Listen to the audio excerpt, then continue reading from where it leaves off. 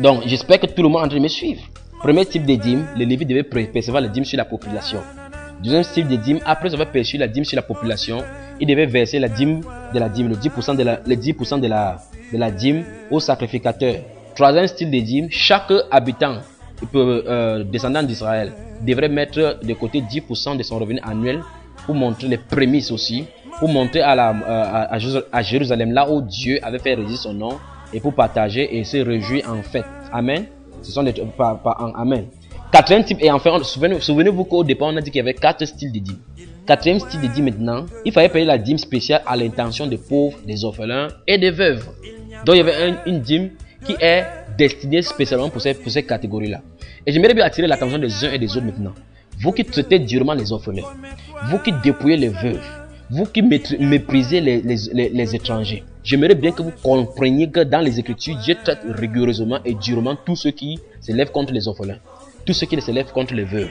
Alléluia. Amen. On dit qu'il est le père des orphelins, le défenseur des veuves. Il n'a pas dit qu'il est le défenseur des veuves chrétiennes, il a dit veuves. Alléluia. Amen. On dit que c'est Dieu dans sa maison seule. Amen. Donc, le quatrième type de dîme était le dîme qui était destiné à l'intention des pauvres, des orphelins et des veuves. Amen. Deutéronome chapitre 14. Deutéronome chapitre 14, c'est le dernier type de dîme. En fait, il y a même un cinquième qui est en apostrophe. On va prendre un cinquième en apostrophe. Dernier type de dîme dans le quatrième, chapitre 14 de Deutéronome, les versets 28 et 29. Lisons. Versets 28 et 29. Au bout de 3 ans. Donc c'est chaque 3 ans. Ce style de dîme, c'est après 3 ans. Tiens ton voisin, après 3 ans. Après 3 ans. Alléluia. Oh, gloire à Dieu. Au bout de 3 ans, tu sortiras toute la dîme de tes produits pendant la 3e année. Oui. Et tu la déposeras dans tes portes. Alors viendront le Lévite qui n'a ni part ni héritage avec toi, l'étranger, l'orphelin et la veuve qui seront dans tes portes, et ils mangeront et se rassasieront, afin que l'Éternel ton Dieu te bénisse dans tous les travaux que tu entreprendras de tes mains. Alléluia. Amen. Donc ce style de dîme, c'est ce qu'on appelle dans le pays moderne aujourd'hui la sécurité sociale. Ceux qui n'ont pas d'emploi, ceux qui n'ont pas accès aux soins de santé, on puisse avoir un système pour eux. Donc Dieu avait tout pensé. Ce style de dîme également, les pasteurs ne prêchent pas là-dessus. Les pasteurs ne veulent même pas qu'on les visite à la maison. Alors au bout de la 3e année, ils ne mettent pas de dîme dehors, devant les maisons pour que les gens viennent manger. Alléluia. Donc voilà le 4e type de dîme qui était destiné aux pauvres, aux orphelins et aux veuves. Maintenant, j'aimerais qu'on examine la façon dont la Bible... Examinons un passage dans la Bible, d'accord? Dans le Nouveau Testament, pour voir maintenant, c'est que la Bible, parce que le traitement en faveur des veuves, des orphelins et des étrangers n'a pas changé selon le Nouveau Testament. Mais la pratique de la dîme en leur égard a changé. Amen. Prenons notre Bible dans le livre de Jacques au chapitre 1. Jacques chapitre 1. Jacques, le chapitre 1. Je vais lire le verset 27. Et puis on va prendre Actes chapitre 6 également. Jacques, le livre de Jacques. C'est avant... tout juste après le livre de titre hébreu qu'on a lu aujourd'hui. Jacques chapitre 1. Regardez le verset 27. Qu'est-ce que cela dit? Il dit: la religion pure et sans tache devant Dieu, notre Père, consiste, il n'a pas dit à payer les dîmes. Non. La religion pure et sans tache devant Dieu, notre Père, consiste à visiter les orphelins et les veuves dans leur affliction. Dans leur affliction. Deuxième chose, et à se préserver des souillures du monde. Alléluia. On n'a pas dit ici qu'il faut payer les dîmes et les dîmes aux veuves. On dit qu'on doit les visiter. Parce que la communion maintenant, le Seigneur Jésus est venu nous donner son Saint-Esprit pour que nous communions les uns les autres, que nous partageons les mêmes biens, nous soyons en communion fraternelle, tant dans le cadre matériel que les biens spirituels. Amen. C'est ce qui ressort dans les Actes des Apôtres chapitre 6. Les Actes des Apôtres chapitre 6. Amen. Verset 1 dit quoi? En ce temps-là, le nombre des disciples augmentant, les hellénistes murmuraient contre les Hébreux parce que leurs veuves étaient négligées dans la distribution qui se faisait chaque jour. Alléluia. Dis à ton voisin chaque jour. Mais pour le cadre d'Israël, il était fait mention de la 3e année. Ici, il y avait une distribution chaque jour. Et il y avait les hellénistes, donc les veuves des hellénistes qui ont commencé à se murmurer parce que il se disait que les Hébreux, on donne plus aux veuves hébreux plus qu'aux veuves hellénistes. Amen. Je prends seulement ce verset, le chapitre 6 du verset 1, pour vous montrer clairement que le cadre, la situation a changé, mais la pensée de Dieu n'a pas changé par rapport à l'assistance qu'on doit leur apporter. Amen. Il ne s'agit pas de les dire, mais c'est de l'assistance. Comme maintenant pour toutes les autres choses qu'on va voir dans le type, dans l'enseignement sur les principes qui gouvernent les finances des chrétiens. On va voir cela en profondeur. On va voir comment les chrétiens maintenant doivent gérer leurs finances. Amen. J'aimerais bien m'arrêter ici un instant pour dire aux chrétiens qui m'écoutent maintenant, à vous qui m'écoutez. Ce n'est pas pour dire que comme on ne paie plus la dîme, alors ne dites plus que ouf, je suis délivré. En fait, ton véritable problème commence. Amen. Ton véritable problème commence maintenant que tu écoutes que tu ne dois plus payer la dîme. La dîme, ce n'est qu'une maigre partie de ton revenu. Encore que ce n'est pas de l'argent, j'insiste là-dessus. La dîme, ce n'est que 10%. Dieu veut la totalité, premièrement, de ta vie. Il dit, tu aimeras le Seigneur de tout ton cœur, de toute ta force, de toutes tes pensées, de toute ton âme, de tout ton esprit. Amen. Donc, c'est tout ton cœur que Dieu veut. Offrez donc vos corps comme un sacrifice vivant, agréable à Dieu, ce qui sera pour votre part un culte raisonnable. Il n'a pas dit que le culte raisonnable, c'est payer sa dîme. Voilà pourquoi les gens peuvent aller faire la prostitution, les gens vivent dans la concubinage, venir payer leur dîme parce qu'ils attendent à ce que Dieu les bénisse. Il faut qu'on vous dise la vérité. Donc vous qui m'écoutez actuellement, ne pensez pas qu'en faisant, comme je suis en train de vous expliquer d'après la parole de Dieu qu'on ne paye plus la dîme, ça suppose que tu n'as plus de contribution. Dieu attend beaucoup plus de toi. Et c'est ce qu'on va voir dans l'autre enseignement. Appelle-nous et demande d'autres enseignements. Ou bien demande à la personne qui t'a procuré ceci, l'enseignement sur le principe, comment les chrétiens vivent d'après leurs finances, d'après la gérance de leurs biens. Amen. Amen. Wow. Maintenant, on va voir maintenant les sujets de discussion. Donc voilà les 4 types de dîmes qu'on a vus. Amen. On a vu les arguments que les gens utilisent pour amener les gens à payer, pour dire que les chrétiens doivent payer parce que c'était avant Moïse. On a donc vu clairement dans les contextes pour montrer qu'il n'en était rien. On a également vu que sous la loi de Moïse, il y avait 4 types de dîmes. On a vu qu'en appliquant dans la famille chrétienne, c'était impossible que l'un des 4 styles de dîmes soit appliqué. Amen. Amen. Alors maintenant, et s'il y a même un style de dîme qui pouvait s'appliquer, ce n'est que le 4e style. Et on a également vu d'après les 2 versets qu'on a lus dans Actes chapitre 6 verset 1 et dans le livre de Jacques chapitre 1 verset 27 qu'il s'agit de l'assistance chaque jour. C'est chaque jour, c'est de l'assistance dans les besoins. Amen. Donc c'est de la responsabilité de chaque chrétien de regarder les orphelins, de regarder les veuves, de regarder les affligés, les pauvres qui sont au milieu de nous. Amen. Donc maintenant on va voir ce que les gens utilisent encore. Dans le livre de Malachie chapitre 3, prenons le fameux verset, le fameux chapitre 3 de Malachie. Chapitre 3 de Malachie. Amen. Alléluia. Malachie chapitre 3, je vais lire au verset 10. Je sais que le pasteur connaît. Je sais que depuis le début de l'enseignement, tu disais que Malachie 3, 10 ici. Nous y voilà maintenant. On va lire doucement. Tu vas lire ta Bible autrement. Tu vas la lire autrement. Amen. Verset 10, il dit quoi? Apportez à la maison du trésor. J'aimerais que tu soulignes dans ta Bible à la maison du trésor. Il dit toutes les dîmes. Remarquez maintenant que dîmes maintenant est au pluriel. Apportez à la maison du trésor toutes les dîmes, afin qu'il n'y ait pas de la nourriture, afin qu'il y ait de la nourriture dans ma maison. Alléluia. Dans ma maison, afin qu'il y ait de la nourriture où? Afin qu'il y ait de la nourriture où? J'aimerais qu'on s'arrête sur ce verset là pour qu'on voit ce que c'est que la maison de Dieu dans la Bible. Et je vous confère de lire également, d'écouter notre message sur l'église selon la parole de Dieu. Amen. L'église selon la parole de Dieu. J'aimerais lire Hébreux au chapitre 3 par rapport à la maison de Dieu. Parce qu'il dit ici, afin qu'il n'y manque pas de la nourriture, qu'il y ait de la nourriture dans ma maison. Voyons ce que la maison de Dieu est. Chapitre 3, le verset 6. Le verset 6, parlant de Moïse, comparant Moïse à Jésus, parce que la Bible parle de la suprématie ici de Jésus à Moïse. Verset 6 du chapitre 3 des Hébreux, il dit, mais Christ l'est comme fils sur sa maison. Et sa maison c'est nous. C'est ce qui est écrit dans ta Bible, bien aimé. Pasteur, c'est ce qui est écrit dans ta Bible. Et la maison de Dieu c'est nous. Pourvu qu'à condition que nous retenons ferme jusqu'à la fin. Donc tu es la maison de Dieu si tu demeures uni avec lui par le Saint-Esprit que tu as reçu. Amen. Il dit, mais Christ l'est comme fils sur sa maison. Et sa maison donc Christ est comme fils, c'est nous. Pourvu que nous retenions ferme jusqu'à la fin, la ferme confiance et l'espérance dont nous nous glorifions. Amen. Donc la maison de Dieu maintenant, c'est nous. Dans la dispensation de l'église, l'église c'est la maison du Seigneur, le temple, le tabernacle dans lequel il habite. Amen. Donc quand la Bible déclare ici, apportez à la maison du trésor toutes les dîmes, afin qu'il y ait de la nourriture dans ma maison, c'est Dieu qui parle.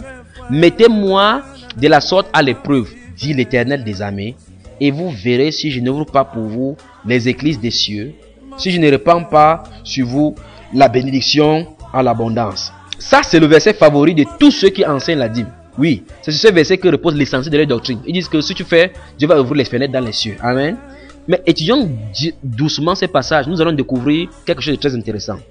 Rappelons-nous une fois de plus qu'il existe 4 types de dîmes en Israël. Dans l'Ancien Testament, sous la loi. De quelle dîme s'agit-il donc dans ces passages de Malachie?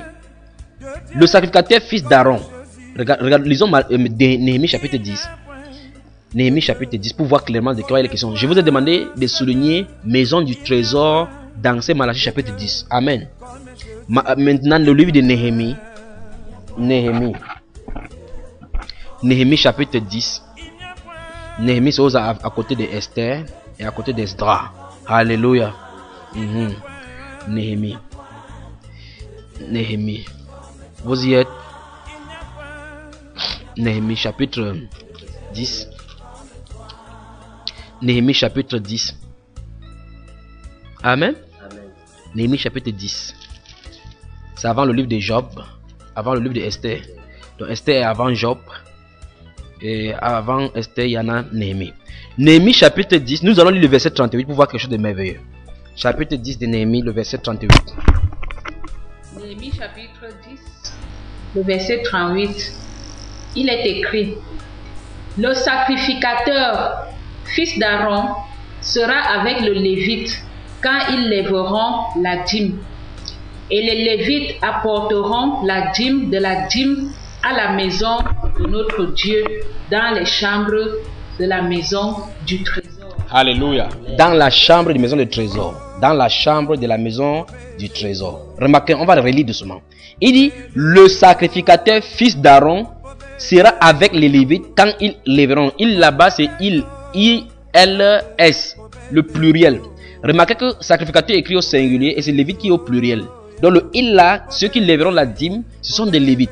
On dit le sacrificateur fils d'Aaron sera le sacrificateur fils d'Aaron sera avec les Lévites quand ils lèveront. Pourquoi les Lévites? Parce qu'il y en a plusieurs personnes qui vont venir. Et il y en a plusieurs Lévites autour de la tente d'assignation. Pendant que tu t'occupes de telle personne qui est venue par exemple de l'ouest, je m'occupe de telle personne qui est venue du sud et autres, les Lévites. Mais le sacrificateur est unique. Amen. Le sacrificateur fils d'Aaron sera avec les Lévites quand ils lèveront la dîme. Donc, voici donc la population d'Israël qui apporte la dîme. Amen. Je vous ai dit qu'il y en a 3 strates. Il y a le sacrificateur dans la tente. Il y a les Lévites entre la tente et la population. Amen. Et la population. Donc, il y en a 3. Donc on dit donc que dans Néhémie chapitre 10, le verset 38, le sacrificateur sera là, de son côté. Les Lévites seront là, entre la population et les sacrificateurs. Ils prélèveront donc la dîme que la population a amenée. On dit quoi? Le sacrificateur fils d'Aaron sera avec les Lévites quand ils lèveront la dîme. Quand les Lévites lèveront la dîme. Et les Lévites apporteront la dîme de la dîme à la maison de notre Dieu, dans les chambres de la maison du trésor. Je pose la question. Qui doit apporter les dîmes dans la maison du trésor? La population ou le Lévite? Répondez-moi. D'après ce verset, qui doit apporter? La population. Les Israélites n'avaient pas accès dans la tente d'assignation. Ce sont des Lévites qui avaient accès. Amen. Donc c'était à eux d'apporter à l'intérieur. Donc dans ce Malachie chapitre 3, quand il dit apporter à la maison du trésor toutes les dîmes, il s'adresse donc à qui? Aux Lévites. Alléluia. Alléluia. Alléluia. Alléluia. Tout à l'heure nous avons lu Malachie chapitre 2. On va revenir dans ce Malachie chapitre 2 pour que vous voyez. Malachie chapitre 2. Parce que en fait on prend Malachie chapitre 3 verset 10 pour dire apporter à la maison du trésor toutes les. Donc reprenez le verset, la lecture depuis le chapitre 2. Amen. Et même le chapitre 3 là, depuis le début, on voit donc à qui il s'adresse. Donc on voit donc que ce sont les Lévites qui doivent apporter à la maison du trésor parce que les Israélites n'avaient pas accès à la maison du trésor. Ce sont les Juifs, les Lévites qui ont accès. Amen. Donc c'est à eux qu'on a s'adresser que apporter dans la maison du trésor. Amen. Parce que la maison du trésor était à l'intérieur du temple. Et c'est eux ceux qui étaient, parce qu'il y avait les fils de Kehat qui étaient chargés, qui étaient les gardiens des portes du seuil. Donc c'était des Lévites. Amen. Entrons dans Malachie chapitre 2. Tout à l'heure on a lu jusqu'au verset 8. On va aller quelque part. Amen. On va lire quelque part. Regardons le verset chapitre 3 maintenant. Allons au chapitre 3. Waouh, c'est merveilleux. C'est chapitre 3 maintenant. Lisons à partir du verset 2. Qui pourra soutenir? C'est vrai qu'il y a beaucoup de prophéties là-bas qui sont ingérées. Mais il veut seulement qu'on voie la suite des chapitres 2. Parce qu'on avertissait comme ça le sacrificateur et le lévite. Amen. Au chapitre 3, on dit: qui pourra soutenir le jour de sa venue? Qui restera debout quand il paraîtra? Quand il sera comme le feu du fondeur, comme la potasse des foulons. Verset 3, il s'assiera, fondra et purifiera l'argent. Il purifiera les fils de Lévi. Il les épurera comme on épure l'or et l'argent. Et ils présenteront à l'Éternel des offrandes avec justice. Ça, c'est la prophétie concernant la venue de Jésus. Amen. Alors, l'offrande de Juda et de Jérusalem sera agréable à l'Éternel comme aux anciens jours, comme aux années d'autrefois. Nous y voilà. Donc, il va encore revenir là-bas, les Juifs. Cette alliance est avec les Juifs, avec les Israël. Je m'approcherai de vous pour le jugement et je me hâterai de témoigner contre les enchanteurs et les adultères, contre ceux qui jurent faussement, à toi pasteur qui m'écoute, contre ceux qui retiennent le salaire du mercenaire, qui oppriment la veuve et l'orphelin. Nous y voilà encore. Qui font tort à l'étranger. Voilà encore la même chose. Et ne me craignent pas, dit l'Éternel des armées. Écoutez bien, verset 6. Car je suis Dieu. Remarquez très bien la suite de l'affaire. Car je suis Dieu, je suis l'Éternel, je ne change pas. Et vous, enfants de Jacob, vous n'avez pas été consumés. Depuis le temps de vos pères, vous vous êtes écartés de mes ordonnances. Vous ne les avez point observées. Revenez à moi et je reviendrai à vous, dit l'Éternel des armées. Et vous dites, en quoi devons-nous revenir? Arrêtons d'abord à ce verset. On a dit de parler à Israël.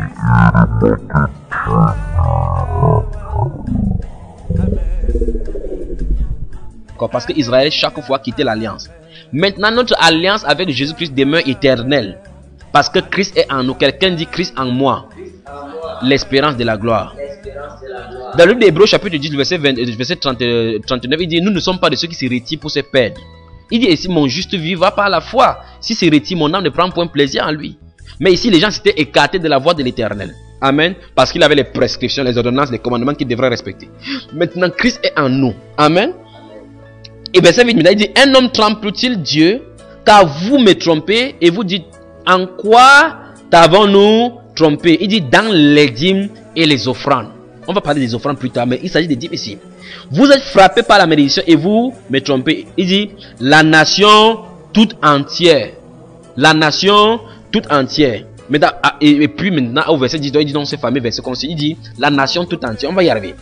Il dit: apportez à la maison du trésor toutes les dîmes afin qu'il n'y ait pas de la nourriture, qu'il y ait de la nourriture dans ma maison. Mettez-moi de la sorte en pratique et vous verrez si je n'ouvre pas pour vous les éclats des cieux, si je ne répands pas sur vous la bénédiction en abondance. Il dit: pour vous, je menacerai, verset 11, celui qui dévore et il ne vous détruira pas les fruits de la terre et la vigne ne sera pas stérile dans vos campagnes, dit l'Éternel des armées. Arrêtons-nous là-bas.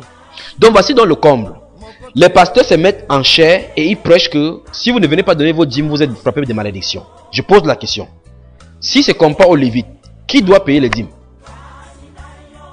D'après ce verset, si les pasteurs disent qu'ils sont les Lévites qui doivent percevoir les dîmes, alors les dîmes dont on parle, c'est malédiction dont on parle, c'est à eux. Donc normalement, quand les pasteurs prennent les dîmes, puisqu'ils ne savent pas à qui donc donner, ils mangent les dîmes, c'est eux le problème. Alléluia. C'est à eux dont la malédiction est adressée. Amen. Il dit: parce que quand les Lévites devaient prélever la dîme, ils devaient aller donner notre dîme de la dîme dans la maison des trésors. Et c'est cette dîme de la maison des trésors qui manquait. Et les sacrificateurs, si les sacrificateurs a faim à l'intérieur, ils ne font pas le service. Voici donc le problème. Voici donc la révélation. Dieu avait fait, et c'est comme ça le Seigneur. La communion, même dans le corps de Christ, c'est comme ça. J'ai besoin de toi, tu as besoin de moi. Dieu, notre Seigneur, a fait que j'ai besoin de toi, tu as besoin de moi. Amen. Dis à ton voisin: je dépends de toi. Tu dépends de moi. Nous avons besoin les uns les autres. C'est ce qu'on appelle la communion. Amen. Voilà pourquoi dans le Nouveau Testament, la Bible, prenant ce style dit: et si l'un souffre, tous souffrent. Amen. Et si un membre est honoré, tous sont honorés. Donc, c'est la même chose, la réaction en chaîne qui s'est passée avec les Lévites. Dans ce passage dont on a parlé dans Malachie chapitre 3, le verset 10. Amen. Et c'est l'occasion de dire que le même système demeure dans la parole de Dieu. Tous ces systèmes que nous sommes en train de dénoncer en ce temps de la fin, avant que le Seigneur ne vienne, montrent que les doctrines de la Bible, les enseignements de la Bible sont comme un château de cartes. Tous sont positionnés et liés les uns les autres. Si un est enlevé, les autres vont se bousculer et tomber, vont s'écrouler. Amen. Donc c'est ce qui s'est passé avec les Lévites. Alors il y a une réaction en chaîne qui se produisait. La question c'est ceci. Pourquoi il n'y avait pas de la nourriture dans la maison du trésor? Dans la maison du trésor, c'est la nourriture que les sacrificateurs devaient utiliser pour manger. Nous sommes d'accord. Ok. Pourquoi la nourriture ne se trouvait pas? Les Lévites ne donnaient pas. Ok. Pourquoi les Lévites ne donnaient pas? Ne donnaient pas. Donc c'est la réaction en chaîne. Alléluia. Donc si Lévi prend la dîme de la population, avant de ne pas donner, la malédiction c'est sur Lévi. Si Lévi prend, automatiquement va donner au sacrificateur. Maintenant, si le peuple ne paye pas la dîme, qu'est-ce que Lévi va verser? Alors la réaction de la malédiction est en chaîne. Voilà ce qui en est dans ces Malachie chapitre 3 verset 10.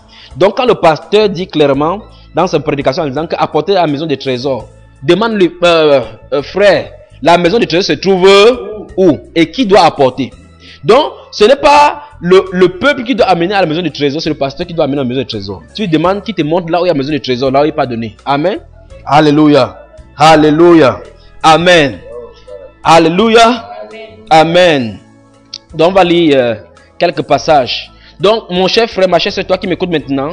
Au sortir de ces messages maintenant, on voit clairement qu'il est impossible de prendre la dîme qui est dans l'Ancien Testament et d'appliquer aux chrétiens aujourd'hui. Les chrétiens ne sont pas prescrits de payer la dîme. Il n'y a aucune prescription. La dîme figure 4 fois dans le Nouveau Testament. Et ces 4 fois, c'est pour expliquer ce qui était prescrit par rapport à cette dîme. Il n'est fait mention nulle part où les chrétiens devaient payer. Quand le Seigneur Jésus-Christ a pris cette dîme-là pour parler de cet homme qui est monté pour prier, en disant vous payez la dîme de la menthe et autres là-bas, il parlait pour les fustiger, pour le montrer clairement qu'il s'intéressait à l'argent, tout comme toi, pasteur. Tu t'intéresses à l'argent aujourd'hui au lieu des âmes des fidèles. Les gens viennent te verser de l'argent, tu ne sais pas où l'argent sort. L'argent des prostituées, l'argent des meurtriers. C'est avec ça que vous utilisez. Alléluia. L'argent qu'on a détourné. Vous entendez que les ministres ont détourné l'argent, ont construit les églises, les bâtiments dans leur religion, dans leur église. Les Rosicruciens construisent les bâtiments, ils viennent donner. Les prostituées construisent les bâtiments. Vous mettez le nom de Jésus-Christ là-dedans. Jésus-Christ, c'est votre tombeau que vous construisez ainsi. Alléluia. Donc nous allons voir donc dans le Nouveau Testament, depuis là nous touchons l'Ancien Testament et nous voyons que dans l'Ancien Testament, nous voyons, en voyant pas l'Ancien Testament, on voit l'impossibilité de l'appliquer dans le Nouveau Testament par rapport aux doctrines chrétiennes. Amen. Maintenant, la question maintenant qui se pose maintenant c'est ceci.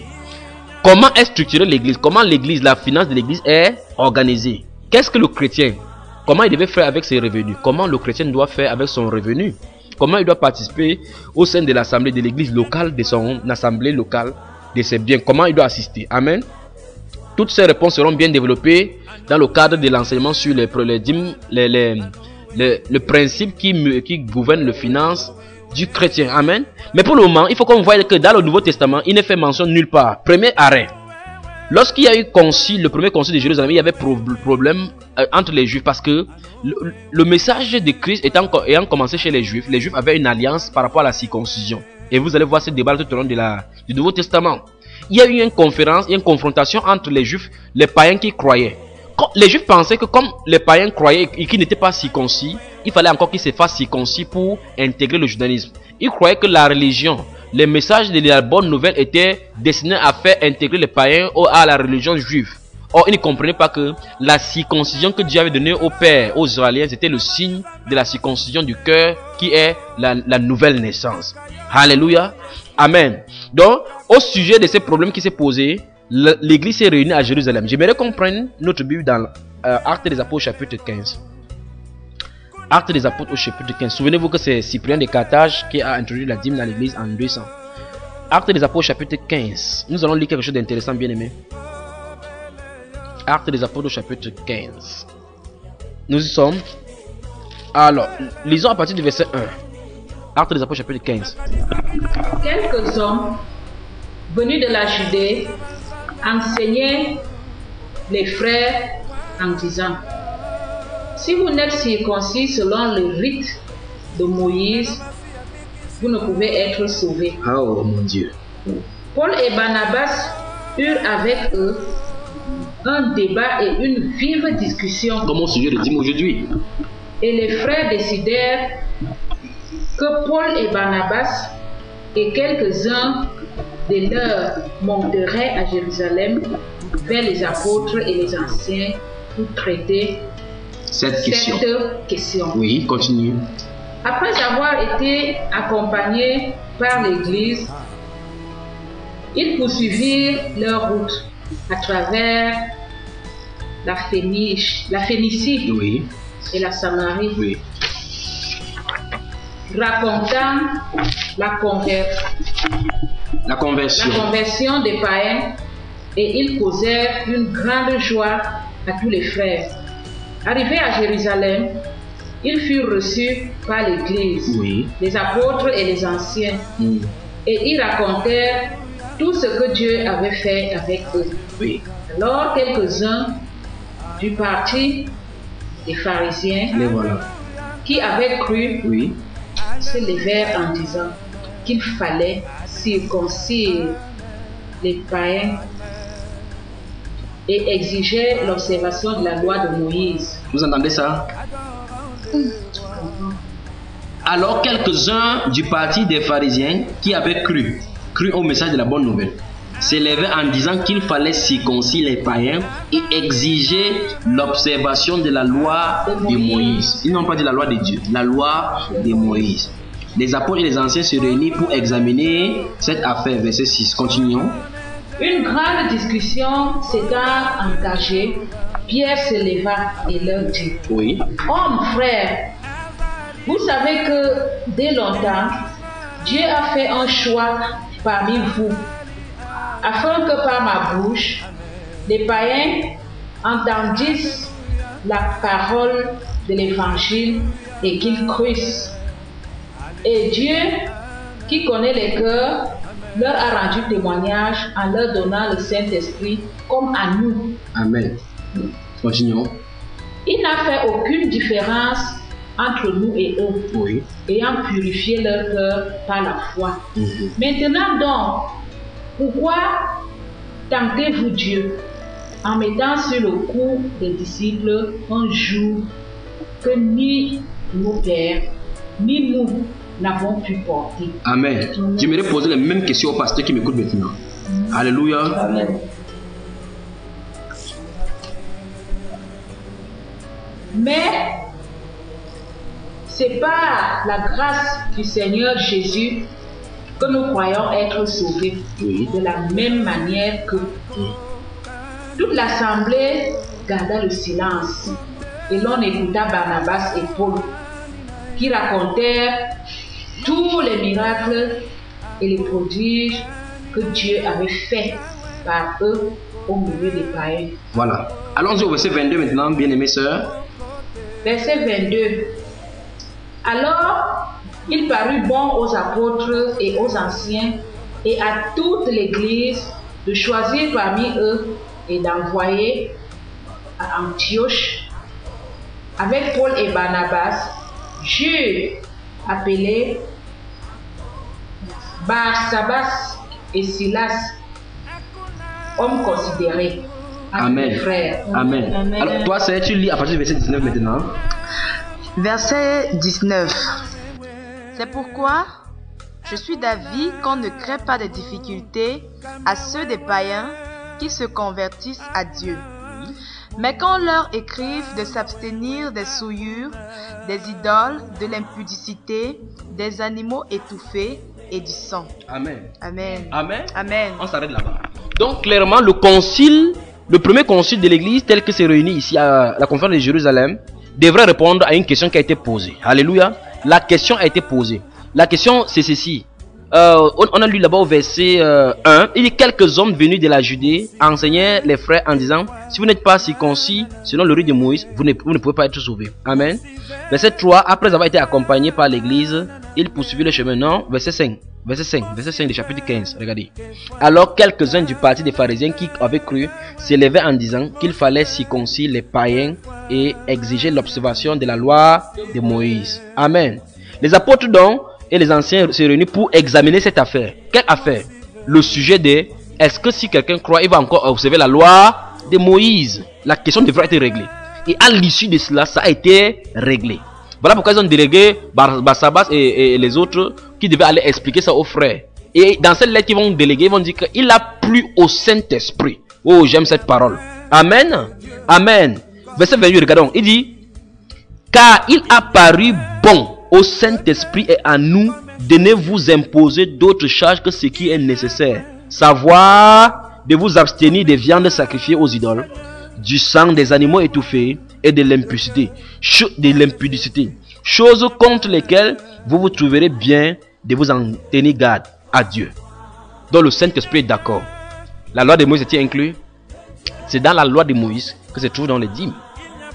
Dans le concile de Jérusalem, remarquez bien encore pour ceux qui observent des sabbats. Il ne fait appel nulle part ici des sabbats qu'il faut observer les sabbats. Alléluia. Il ne fait appel nulle part ici également. Amen. Donc, il faut qu'on comprenne très bien que la liberté de Christ, Christ nous a rendus libres, pas dans le libertinage. Christ nous a rendus libres à l'égard de toute prescription humaine, toute tradition d'homme. Nous servons Christ maintenant dans un esprit nouveau. Régénéré par le Saint-Esprit, nous servons Christ en esprit et en vérité. Amen. Nous ne servons plus Christ ni dans les temples, ni dans les montagnes, mais en esprit et en vérité, parce que le Saint-Esprit habite en nous. Je crois que le Saint-Esprit habite en toi. Amen. Donc la question a été réglée. La question qui a été posée au verset 5, a été réglée au verset 28. Car il a paru bon au Saint-Esprit et à nous de ne vous imposer d'autres choses que ce qui est nécessaire. Et au verset 20, il dit, mais qu'on écrive de s'abstenir des souillures des idoles, de l'impudicité des animaux étouffés par le sang. Amen. Pourquoi? Ce sont les mêmes enseignements qui seront développés dans les évangiles. Toutes ces choses qui ont été mentionnées là-bas. Toutes les autres choses qui mènent en enfer prennent leur source là-bas. Amen. De plus, l'apôtre Paul qui a reçu la pleine révélation de poser le fondement de l'église ne l'a ni prescrit à l'église, ni reçu ça comme une prescription du Seigneur Jésus. Amen. Dans le livre de Galates, chapitre 1, le verset 8, verset 11, il dit, frère, je vous déclare que l'évangile que je vous ai annoncé n'est pas de moi. Car je ne l'ai ni appris dans une école de théologie de fous, de brigade de fous de Gamaliel là. C'est pas là-bas que j'ai appris cela. Je ne suis pas allé chez Caïphe là-bas, ni chez souverain sacrificateur Anne. Non. Il dit c'est par révélation. Quelqu'un dit par révélation de Jésus-Christ. Amen. Donc c'est le Seigneur Jésus qui a donné à Paul les instructions qu'il devait écrire. Voilà pourquoi dans 1 Corinthiens chapitre 14, le verset 34, il dit si quelqu'un croit être prophète ou inspiré, qu'il reconnaisse que ce que je veux vous écrire, c'est un commandement du Seigneur. Amen. Au chapitre 20, lisons le chapitre 20 des Actes des Apôtres maintenant. Donc ce que nous sommes en train d'examiner maintenant, c'est ceci. Est-ce que Jésus-Christ a payé la dîme? Que non. Jésus-Christ a-t-il observé, a-t-il prescrit à l'église de payer la dîme? Pourtant, quand l'autre Seigneur quittait la scène, il a dit dans Matthieu chapitre 28, le verset 19, il dit allez et faites des nations, de toutes les nations, les disciples, les baptisant au nom du Père, du Fils et du Saint-Esprit et enseignez-leur tout. Écoutez bien le mot frère, tout. T-O-U-T. Tout ce que je vous ai prescrit. Il dit cela à ses disciples. Donc, ça veut dire ceci. Pour que je paye la dîme, si je suis chrétien et que je suis tenu de payer la dîme, il faut que je voie ce que les disciples ont enseigné. Donc, si les disciples de Jésus ont enseigné quelque chose et n'ont pas enseigné la dîme, ça suppose que Christ ne leur a pas ordonné de l'enseigner. Parce qu'il a dit enseignez-leur tout ce que je vous ai prescrit. Et on va voir effectivement que l'apôtre Paul a enseigné tout ce que Jésus lui a prescrit. Amen. Actes chapitre 20. Actes chapitre 20. Versets 26 et 27. Quelqu'un lit. C'est pourquoi je vous déclare aujourd'hui que je suis pur du sang de vous tous. Oui. Car je vous ai annoncé tout le conseil de Dieu sans en rien cacher. Alléluia. Voilà l'apôtre Paul qui fait ses adieux maintenant aux anciens de l'église réunis. Il dit, c'est pourquoi je vous déclare que je suis pur du sang de vous tous. Autrement dit, je me suis acquitté de mes devoirs. Je me suis acquitté de la mission que j'ai déjà été chargé. Dieu m'a délégué une mission et j'ai accompli tout cela. Voilà pourquoi il écrira dans le livre de Timothée que j'ai combattu le bon combat, j'ai achevé la course. Donc il a fait entièrement tout ce que Dieu lui a demandé de faire. Entièrement tout ce que Dieu lui a demandé de faire. Voilà pourquoi il faut qu'on comprenne véritablement que l'apôtre Paul est le Moïse du Nouveau Testament. Christ lui a demandé d'écrire cela et il a écrit. Jésus a dit dans Matthieu chapitre 28 verset 19, il dit enseignez-leur tout ce que je vous ai prescrit. Dans chapitre 2, chapitre 2 quand l'église était née, la Bible déclare qu'ils persévéraient dans l'enseignement des apôtres. Donc c'est ce que les apôtres leur enseignaient. Je ne sais pas où Cyprien de Carthage est sorti avec cette notion de dîme dans l'église. En 200, c'est-à-dire que 2 siècles après la mort des disciples. Voilà pourquoi il faut qu'il y ait des gens pour veiller à cela. C'est l'escroquerie. Amen. Amen. Il dit, je suis pur du sang de vous tous. Car, il dit, je vous ai annoncé tout le conseil de Dieu. Il dit clairement, sans en rien cacher. Il dit, je ne vous ai pas caché quoi que ce soit qui vous devait être utile. Donc, si la dîme était si importante, s'il y avait la malédiction derrière qui pouvait conduire en enfer, parce qu'il dit, d'après Malachie là-bas, comme les pasteurs disent, il dit que si tu voles Dieu, alors tu es un voleur. Si c'était nécessaire, l'apôtre Paul parlerait de cela. Le Seigneur parlerait de cela. Les disciples parleraient de cela. Nulle part, ni Jacques, ni Jésus, ni Paul, ni Pierre, ni Luc n'en a parlé. Amen. Oh mon Dieu, que Dieu nous pardonne. Que Dieu nous pardonne. Il dit, je suis pur du sang de vous tous, car je vous ai annoncé le conseil de Dieu. Il a dit, tout le conseil de Dieu, sans en rien cacher. Il dit, je vous ai dit ce qui vous était nécessaire. Je n'ai pas craint de vous annoncer publiquement et dans les maisons. Amen. Jour et nuit, par les prières, je vous ai exhorté. Comment vivre selon Dieu. Vous annonçant ce que Dieu a demandé. Il dit, le mystère caché de toutes les époques en Dieu, mais maintenant révélé à ses serviteurs. Dieu m'a donné de comprendre ces mystères. Voilà pourquoi il vous dit ça en quelques mots. Il dit, en lisant mes écrits, vous pouvez comprendre vraiment. En fait, vous êtes encore là à comprendre. Je ne peux pas même parler avec le langage de révélation. C'est que vous ne comprendrez même pas. Pourquoi on s'installe sur l'argent? Parce que c'est là où ils ont la source de richesse. Pasteur va travailler. Amen. Amen. Donc le Seigneur Jésus, il dit qu'il est en plein temps. Alors que l'apôtre Paul a dit que je suis. On va lire ça tout à l'heure. Amen. Lisons l'apôtre Paul. Lisons ce qu'il dit. Alléluia. Lisons ce que l'apôtre Paul dit. Lisons 2 Corinthiens au chapitre... Oh mon Dieu. Ah, merci Seigneur. Lisons 2 Corinthiens au chapitre 12. On va lire ce que l'apôtre Paul a dit. Pourquoi on voit si c'est les pasteurs peuvent parler ainsi aujourd'hui. 2 Corinthiens chapitre 12. Je vais lire à partir du verset 12. Écoutez bien, écoutez bien. Les preuves de mon apostolat. 2 Corinthiens chapitre 12. À partir du verset 12. Il dit, les preuves de mon apostolat ont éclaté au milieu de vous par une patience à toute épreuve, par des signes, des prodiges et des miracles. Il y a des pasteurs qui n'ont pas encore guéri même les maux de tête, mais ils veulent manger les dîmes. Alléluia. Il a quelle preuve? Amen. Il dit, en quoi avez-vous été traité moins favorablement que les autres églises? Sinon en ce que je ne vous ai point été à charge. Il dit, pardonnez-moi pour cet tort. Il a dit aux Corinthiens que je n'ai jamais pris votre argent. Amen.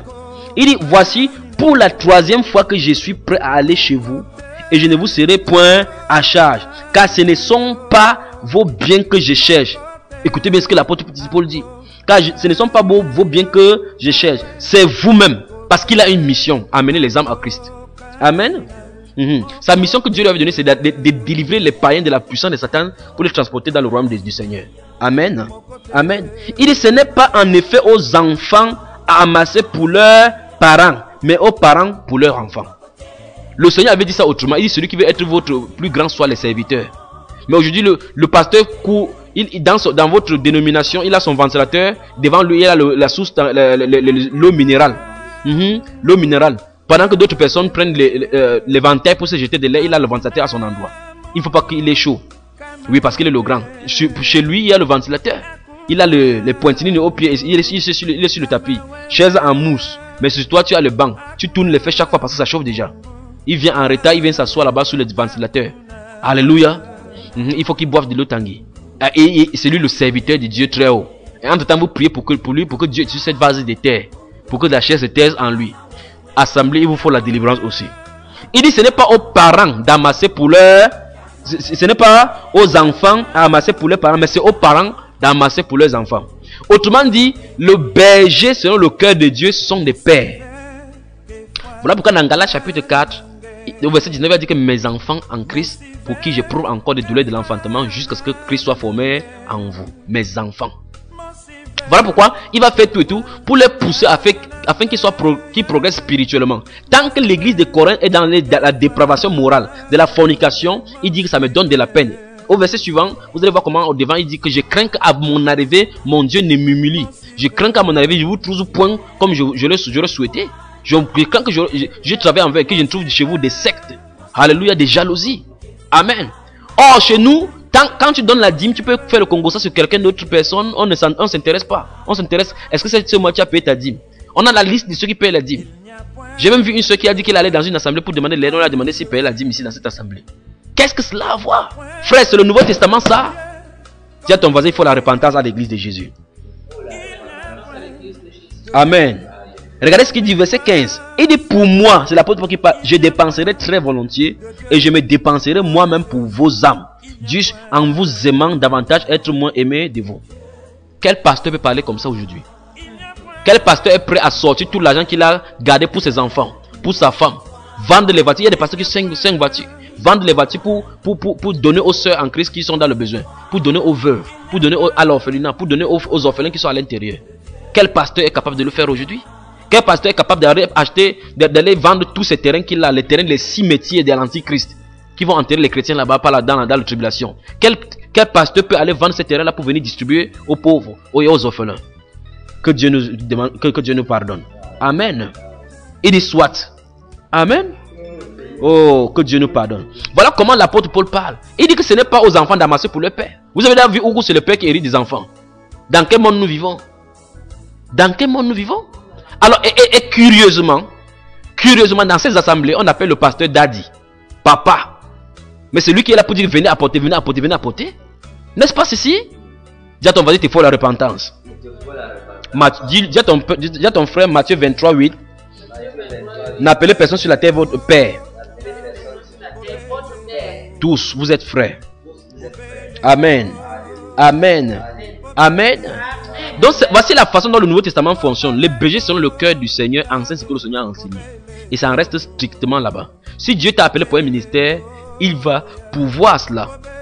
Au départ de son ministère, pendant qu'il était sur la terre, il avait envoyé ses disciples. Il a dit que l'ouvrier mérite son salaire. Il les a envoyés 2 à 2 pour montrer clairement que chaque serviteur de Dieu devrait dépendre de Dieu. Qu'est-ce qu'il leur a dit? Il a dit allez, ne prenez ni bourse ni argent. Ne prenez pas de tenues de rechange. Entrez dans chaque ville. On va vous conduire quelque part parce que vous êtes conduits sur la puissance du Saint-Esprit. Amen. Après, quand ils sont rentrés de leur mission, il a dit que est-ce que la fois où je vous ai envoyé là, vous avez manqué de quoi manger? Que non. Où est-ce qu'ils ont pris la nourriture? Alléluia.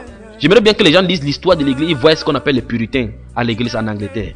Les offrandes, la façon dont on met, dans d'autres dénominations, on met les paniers où les gens passent, ils dansent pour mettre les offrandes. On va voir d'où, on va retracer d'où cela est sorti. La reine Elisabeth d'Angleterre première en 1500, c'est elle qui a installé ça dans l'église anglicane pour pouvoir faire, oh mon Dieu, on va y arriver. Alléluia. Amen. Amen. Donc dans le Nouveau Testament, il faut qu'on comprenne. Il y a l'offrande selon le Nouveau Testament. Et on va revenir sur ça dans les principes qui gouvernent les finances du chrétien. Puisqu'on a parlé de la dîme. Parce que je rappelle encore à ceci. Pasteur prêche ce que la Bible enseigne et laisse les chrétiens s'aimer par amour. Laisse les chrétiens s'aimer par amour et librement. Ma Bible dans le Nouveau Testament parle de la libéralité. La liberté donnée selon son cœur. Que chacun donne comme il a résolu. Si quelqu'un aime le Seigneur, il va donner. Parce que la Bible déclare que Dieu a tant aimé le monde qu'il a donné. Si quelqu'un aime, il donne. L'amour est prouvé. L'amour est pratique. Il ne faut pas faire que quelqu'un donne en s'attirant lui-même en malédiction parce qu'il donne en murmurant. Frère, ne faisons pas cela. Et toi qui donnes en croyant que tu donnes à Dieu, tu peux mal parler contre le pasteur. Toi et lui, vous êtes maudits. Repentez-vous. Amen. Donc maintenant, brossons en finissant cet enseignement-ci, comment est-ce que les offrandes sont données dans le Nouveau Testament?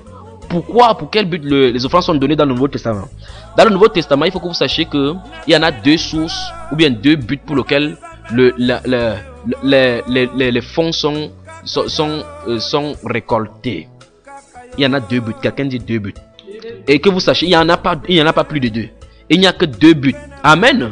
Il n'y a pas plus de 2 buts. Donc l'un des buts par rapport aux est destiné aux saints. Amen. Donc il y en a 2 buts pour lesquels les enseignements sont donnés. Les fonds sont récoltés. Donc on ne fait pas les offrandes à chaque culte comme on voit aujourd'hui normalement. Ça ne devrait pas se faire. Ça ne devrait pas se faire. On fait pour un besoin bien précis. J'entends les gens dire en signe de prévoyance, si une soeur est malade, il faut qu'on leur rende visite. Que non. Il faut qu'on sache compter chaque jour sur le Seigneur. Il a dit ne vous amassez pas de l'argent, à chaque jour suffit ça. Donc ça veut dire frère, si tu mets une caisse de prévoyance sociale dans ton assemblée en disant que si un frère souffre, tous vont souffrir ensemble. Alors on va aller puiser dans ces fonds. Qu'est-ce qui va se passer? Alors tu es en train de préparer le malheur au milieu de l'assemblée. Comptons sur le Seigneur chaque jour. Amen. Donc il y a un cantique qui chante comptez sur lui en tant que revient le combat, Que l'on vive ou l'on meure, comptez sur tout est là. Amen. On compte sur lui comment? Dans cette chanson, on dit quoi? 2 ans. Mais nous prévoyons les années. Que si tel meurt, qu'est-ce qu'on va faire? Si Dieu va pouvoir, il est capable. Amen. Alléluia. Donc, dans la Bible, il y en a 2 sources, 2 façons de collecter les fonds. Je recommence encore, à toi qui m'écoutes maintenant. Il n'y a pas dans le Nouveau Testament une réunion chrétienne où on collectionne les fonds. Comment dire, donnez vos offrandes. Il n'y en a pas dans la Bible. Donc les offrandes dont on monte aujourd'hui, on finit les cultes. On va voir où tout ça est sorti. C'est de Babylone. On va voir tout ça est sorti. On finit le culte. Pour les chez les Pentecôtistes, on fait les musiques. Faisons les musiques pour accompagner l'offrande. Je vais vous retracer cela. Vous allez voir où c'est sorti. Donc le milieu chrétien tel que le Nouveau Testament enseigne, c'est pas ça. À la fin du culte, on passe le panier. C'est la reine d'Angleterre, Elisabeth II. Imaginez une reine. Venez installer cela en 1500 dans l'assemblée de Dieu. Jean Chrysostome en a prescrit les 4 des dîmes. Cyprien de Carthage en a introduit les dîmes dans l'église. Où est-ce qu'on en va, la frère? Dis à ton voisin, il faut qu'on retourne au Nouveau Testament. À l'enseignement de la Bible. À la saine doctrine. Amen. Donc, dans notre Nouveau Testament, il y a 2 volets. Premier volet, les fonds sont suscités pour pouvoir aux besoins pressants des saints. Première chose. Donc c'est pour répondre à un besoin des saints, aux besoins des saints, ceux qui sont les indigènes. Première chose. Deuxième chose, l'église locale suscite des fonds pour donner aux missionnaires ou bien aux frères missionnaires qui viennent en rendre service à l'église locale. Amen. On va voir cela dans l'église. Voilà les 2, il n'y en a pas plus de 2. Amen. Dis à ton voisin, il n'y en a pas plus de 2. Amen. Aujourd'hui dans les églises, on entend aujourd'hui payer le sacrifice des oiseaux. Il faut tuer les oiseaux, allez leur donner. Sacrifice des pigeons, sacrifice des boucs. Oh, alors il faut que tu aies encore Christ Jésus une fois de plus. Amen. Prenons donc le premier cas, 1 Corinthiens chapitre 16. 1 Corinthiens chapitre 16. Vous venez, prenez votre souvenir ici. Vous êtes excusés d'assemblée. Venez. Ils sont là. Mes soeurs et mes frères sont là comme les Éthiopiens qui viennent de la Libye. Alléluia. Entrez, venez ici au milieu. 1 Corinthiens au chapitre 16, tout le monde y est. 1 Corinthiens chapitre 16. Lisons le verset 1 et 2. On va voir quelque chose là. Le verset 1 à 4. Il dit quoi? 1 Corinthiens chapitre 16. Alors je vais lire.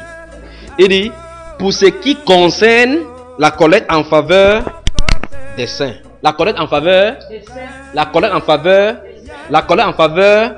La collecte en faveur.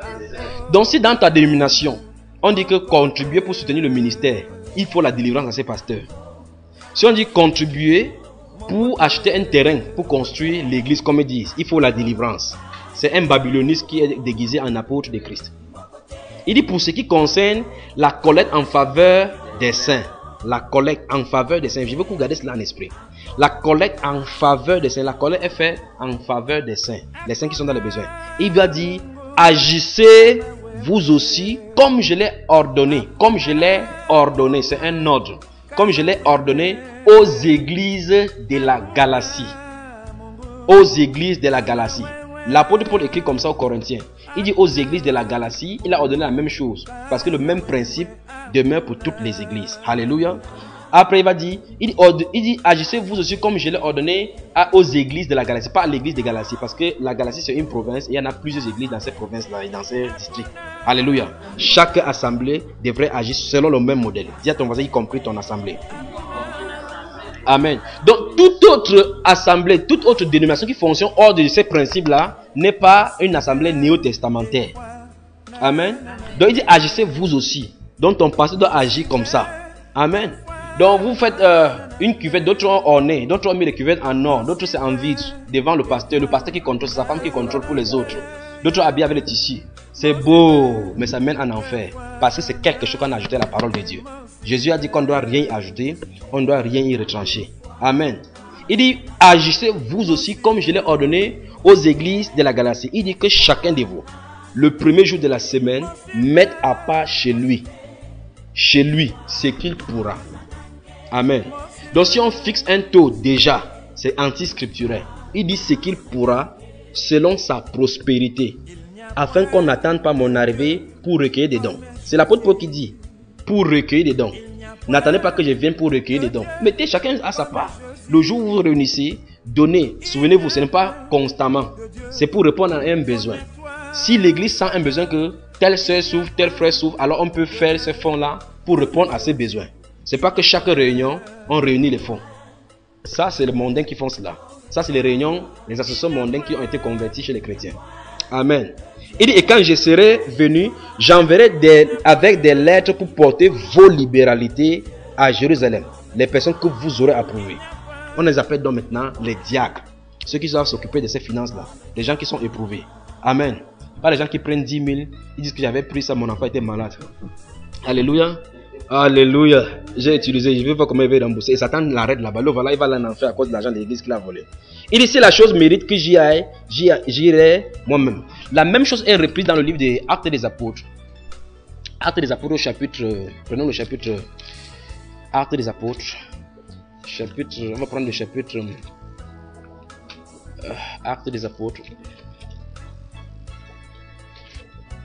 Vous vous souvenez du prophète Agabus, n'est-ce pas? Chapitre 11 des Actes des Apôtres.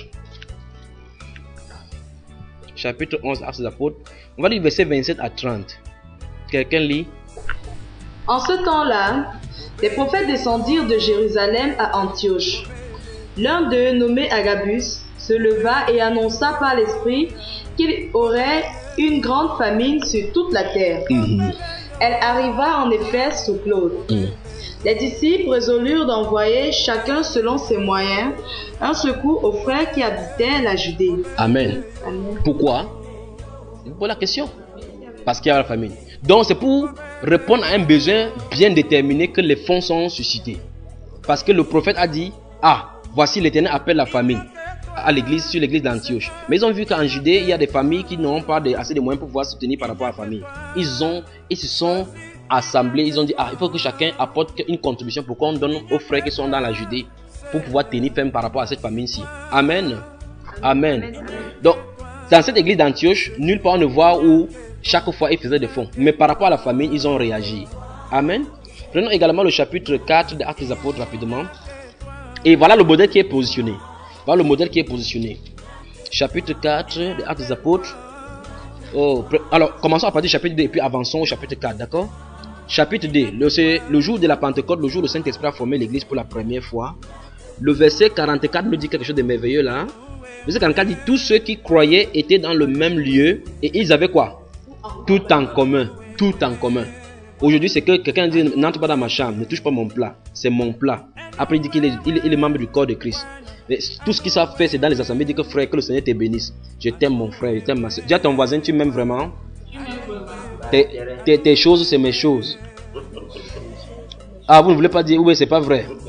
En fait, ça devrait être vrai, n'est-ce pas? Il faut que le Seigneur nous épure de cette tradition dénominationnelle qu'on nous a donnée. Verset 45 dit quoi? Ils vendaient leurs propriétés et leurs biens et ils en partageaient les produits entre tous selon le besoin de chacun. C'est l'image de l'église aujourd'hui. On vient de donner le témoignage seulement comment Dieu nous a bénis avec des terrains. Ils ne savent pas que c'est les cimetières de sa descendance. Donc, si on s'arrête là-bas, allons au chapitre 4 là-bas rapidement. Chapitre 4, verset 32, à partir du verset 32. Chapitre 4, verset 32. La multitude de ceux qui avaient cru n'était qu'un cœur, oh mon Dieu, et qu'une âme. Pas étonnant donc que vous voyez donc qu'ils prient, le lieu se secoue. Parce qu'ils sont unis en esprit et en vérité. Amen. La multitude de ceux qui avaient cru n'était qu'un cœur et qu'une âme. Nul ne disait que ses biens lui appartiennent en propre. Waouh mon Dieu. Mais tout était commun entre eux. Que Dieu nous donne cette église. Amen. Ça veut dire ceci, dans 1 Corinthiens 12, il dit, et si l'un souffre, tous souffrent. Si l'un est honoré, tous sont honorés. Voilà pourquoi il faut qu'on revienne au modèle de l'acte des apôtres. Je dois me sentir concerné par tes problèmes, je dois te sentir concerné par mes problèmes. Amen. Amen. Et la Bible déclare que les apôtres rendaient avec beaucoup de force, témoignage de la résurrection du Seigneur Jésus, et une grande grâce reposait sur eux tous. Verset 34. Car il n'y avait parmi eux aucun indigent. Tous ceux qui possédaient des champs ou des maisons les vendaient et apportaient le prix de ce qui avait été vendu et les déposaient aux pieds des apôtres. Et l'on faisait des distributions à chacun selon qu'il en avait besoins. Voilà pourquoi on vendait. Aujourd'hui, les gens achètent plutôt. Les gens ont 4 voitures, 8, 3 maisons. Ma Bible déclare dans Ésaïe 5 que malheur à celui qui ajoute champ sur champ et maison sur maison. Donc la malédiction est sur les pasteurs comme ça les apôtres d'aujourd'hui. Amen. Donc on voit clairement que dans le Nouveau Testament, selon les besoins, et on va voir dans ces Actes chapitre 6 où on parlait des veuves et des veuves des hellénistes qui murmuraient contre les veuves des Hébreux par rapport à la distribution qui se faisait chaque jour. Ça suppose que au sein de l'église, il y avait une distribution selon les ventes qu'on était venu déposer. Souvenons-nous, quand on vendait, on déposait au pied des apôtres, ce n'était pas destiné aux apôtres. Si l'apôtre avait besoin de quelque chose, lui également prenait selon son besoin. Il ne doit pas dire que ça fait depuis longtemps que j'ai travaillé dans ces ministères. Vous savez combien de temps j'ai jeûné, combien de nuits j'ai prié pour que combien j'ai prié pour vous. Non, non. S'il a appelé de Dieu, Dieu s'occupera de lui. Amen. Donc, il y en a 2 sources de fonds, 2 façons de récolter des sommes, des finances, d'après le Nouveau Testament, d'après le principe de l'Église. Comme on a vu, 1, c'est le but pour les croyants, pour les saints qui sont dans le besoin. Donc, c'est instantané, c'est poussé par le Saint-Esprit, et chacun donne selon sa volonté, selon sa prospérité. Tu donnes poussé. Mais si tu aimes la façon dont tu donnes, Dieu voit ton cœur. Voilà pourquoi dans ce livre-là, il a regardé les veuves, la pauvre veuve mettre 2 pièces, il a dit qu'elle a donné plus que tout le monde. Tandis que les riches qui en avaient beaucoup ont donné de leur superflu. Mais aux yeux des hommes, ils pouvaient regarder en disant que celui-là, il a 4 millions, il a versé 400 000. Mais la femme l'a mis seulement 20 francs. Aujourd'hui, on refuse carrément dans les églises que de ne pas apporter les pièces. Et si seulement la pièce que la personne a, vous voyez comment on frustre le cœur du Seigneur. Il nous faut la repentance, bien aimé. Donc le deuxième style de ces, je vous ai dit, dans le deuxième ministère, il s'agit pour les missionnaires et les apôtres, dont les itinérants, ceux qui marchent pour l'évangile. Alors ils ont le droit, et l'église locale, je dis l'église locale, il n'y a pas de l'église locale, je parle de l'église d'une localité, a le droit de soutenir les ministères. Si les ministres sont envoyés, par exemple, nous prenons le cadre de l'église ici, si nous nous réunissons en ces lieux-ci maintenant, nous devons envoyer quelqu'un, par exemple, à l'ouest du pays pour aller prêcher. L'église locale doit s'occuper de cette personne, de son voile et pouvoir. C'est ce que la Bible nous enseigne. Et si l'église locale accueille un frère, une soeur qui vient nous rendre visite, nous devons pouvoir à ses besoins. Voilà pourquoi la Bible déclare que recevez, je vous envoie comme ça Foueb, qui est diaconé de l'église centrale. Accueillez-la dans tout ce qu'elle va vous demander. Vous avez vu ça dans votre Bible, bien aimé? Dans Romains au chapitre 16. Prenons maintenant le livre des Tites. Tites, vous voyez cela. Oh Dieu, pardonne-nous. Tites au chapitre 3. Voilà le modèle de l'église, voilà le modèle des finances pour l'église positionné. On ne doit pas fustiger les gens pour payer les dîmes. Waouh. Tites chapitre 3. Vous y êtes? Ok. Lisons les versets 12, 13 et 14. Lorsque je t'enverrai à Artémas ou Tychicre, à toi de venir me rejoindre à Nicopolis, car c'est là que j'ai résolu de passer l'hiver. Aie soin de pouvoir au voyage des Zénas. Stop. Aie soin De pouvoir au voyage des Zénas. Nous y voilà. Aie soin de pouvoir au voyage des Zénas. Faites tout et tout pour qu'ils puissent voyager. Faites tout et tout pour donner le nécessaire pour qu'ils puissent voyager. Aie soin de pouvoir au voyage des Zénas. Oui, on dit qu'il est docteur de la loi. Et d'Apollos en sorte que rien ne leur manque. Les voilà. Parce que ce sont des disciples qui marchaient. Apollos était un apôtre. Zénas était un docteur. Il voyageait de part et d'autre pour annoncer l'évangile. Et dit donc que vous, toi, Tite, dans l'église des fêtes dans laquelle tu te trouves là maintenant, il faut que c'est vous réunissez le fond pour pouvoir aller voir pour qu'ils puissent voyager. Amen. Et il explique donc qu'il y a une bénédiction derrière. Voici donc la source que les pasteurs doivent montrer aux gens, que voici la source de bénédiction. Voici la façon de contribuer à l'œuvre de Dieu. Il faut semer parce qu'il y a un principe de semence et de la récolte.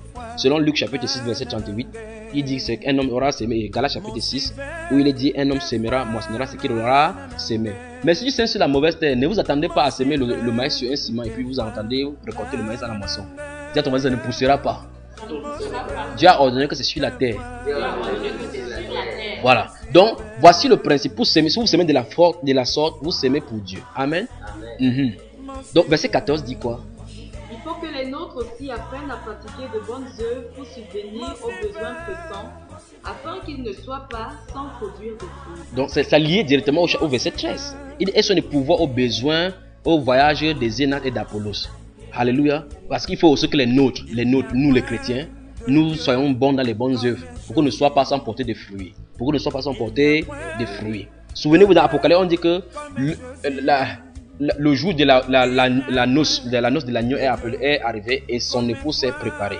Il dit qu'il lui a été donné de se revêtir de fin lin blanc. Et on explique que les fins lin blancs, c'est les œuvres justes des saints. Donc, de telles choses qui donnent cette œuvre-là. Donc, si tu vends, tu fais la prostitution, tu couches avec des hommes, tu prends l'argent, tu vas verser à l'église, tu tournes l'enveloppe, on voit, tu danses, allez, alléluia, et puis tu vas verser, qu'on te voie, absolument, alléluia, absolument, il n'y a pas de récompense. Mais tu as ta récompense parce qu'on t'a vu.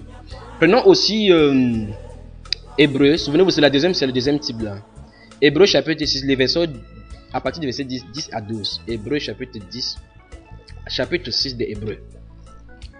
Hébreu chapitre 6, le verset 10 à 12. On peut lire? Car Dieu n'est pas injuste pour oublier votre travail et l'amour que vous avez montré pour son nom, ayant rendu et rendant encore des services aux saints. Alléluia. Il n'est pas injuste pour oublier.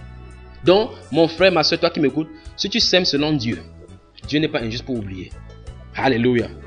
Donc, au sortir de cette parole, on va développer cela dans l'enseignement, le principe qui gouverne les finances du chrétien. Pendant que j'y pense, j'ai un passage me vient à l'esprit, comme ça, je vais lire ces passages-là pour tous ceux qui m'écoutent maintenant. Ces passages se trouvent dans le livre de 1 Corinthiens chapitre 15. 1 Corinthiens chapitre 15. Donc, pasteur, si tu écoutes cet enseignement, ce n'est pas pour couper, pour verser du sable dans ton tapuka. C'est pour te ramener tout simplement à l'ordre afin que tu n'ailles pas dans le Hadès, que tu n'ailles pas dans le Sheol, que tu n'ailles pas dans la Géhenne, dans le temps, dans le feu de soufre. Donc, dans 1 Corinthiens chapitre 15, il est écrit au verset 58. Ainsi, mes frères bien-aimés, soyez fermes, inébranlables, travaillant de mieux en mieux à l'œuvre du Seigneur, sachant que votre travail ne sera pas vain dans le Seigneur. Que le Seigneur vous bénisse. Amen. Amen. Amen. Il n'y a que toi, Seigneur, il n'y a que toi. Il n'y a que toi, Seigneur, il n'y a que toi. Il n'y a que toi. Il n'y a que toi.